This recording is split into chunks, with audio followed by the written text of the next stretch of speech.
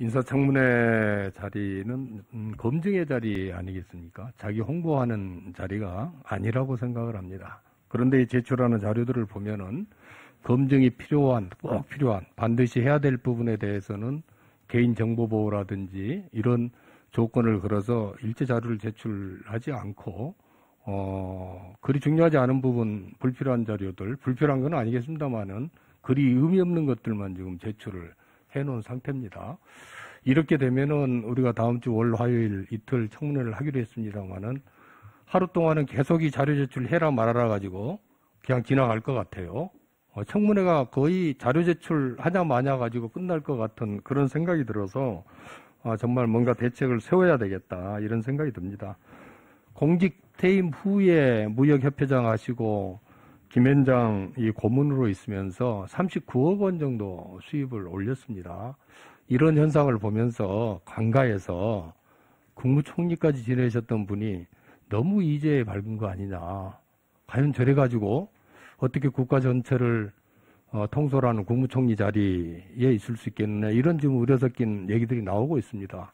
또 이걸 바라보는 국민들은 오죽 착잡하겠습니까?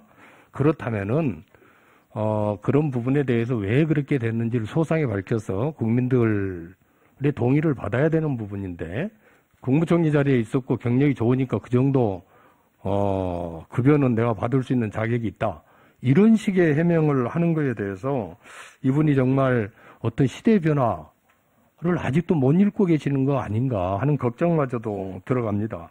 우리 신 의원님께서 말씀하셨습니다마는 그 6억 2천만 원 임대료 부분, 그 당시에 이 월세보다는 전세제도가 다 활용이 되고 있었고, 이 3년 월세 선입금이라는 그런 제도는 없습니다.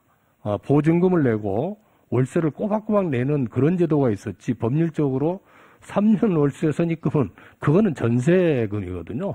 전세도 보통 2년 전세, 1년 전세 이렇게 했지, 89년도에 3년 월세 선입금, 이거는 정말 그렇게 했다 그러면 이건 사기에 가까운, 외국 기업에 대한 사기에 가까운 것이고, 그게 아니라고 그러면은 이거는 제가 법률적 판단을 해볼 때는 이거는 거의 뇌물에 가까운 거다.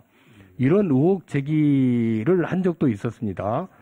그러면은 이 부분에 대해서 그게 아니라고 하는 부분, 그리 큰 의혹을 받고 있으면은 그 부분을 해명을 하고 넘어가야지 거기에 대한 임대차 계약서 제출도 안 하고 있고 돈이 어떻게 들어와 있는지도 해명을 안 하고 지나갈 수는 없는 거 아니겠습니까?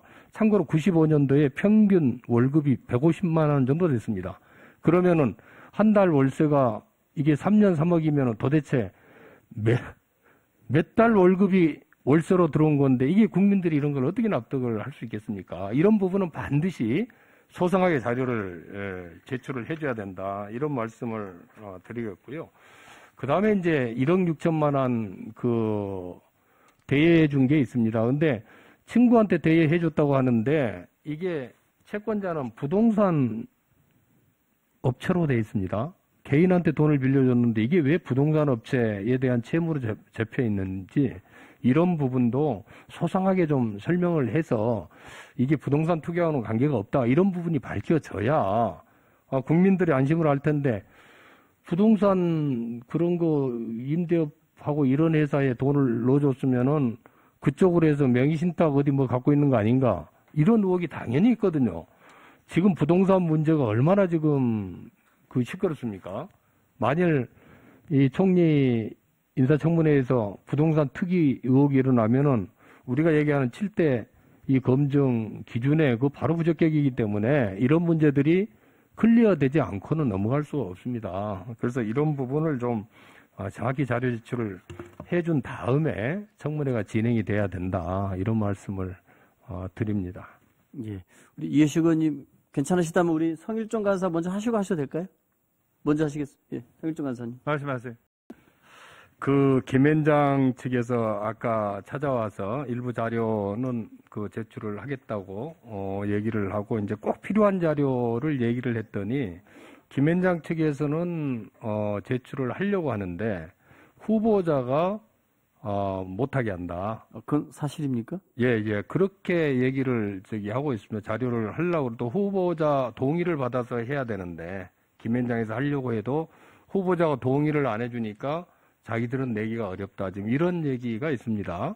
그래서 그 부분은, 후보자 본인에게 정말 모든 거를 지금 김현장이나 이런 데서 내려고 하는 자료를 본인이 동의를 안 해서 못 내고 있는 것인지 그 부분을 확인할 필요가 있겠고, 만일 그렇다면은 이거는 너무나 좀 잘못된 거다. 아까 우리 남현님 말씀하신 그런 고문 그 계약서 같은 경우는 그거는 사실 뭐 내더라도 아무런 사정이 없는 건데 그런 거마저도 만일 못 내게 하고 있다고 그러면은 이거 큰 문제 아니겠습니까? 그래서 그 부분을 확인해서 필요한 좀 조치, 후보자의 정확한 의도가 뭔지 이걸 확인할 필요가 있다는 생각이 듭니다.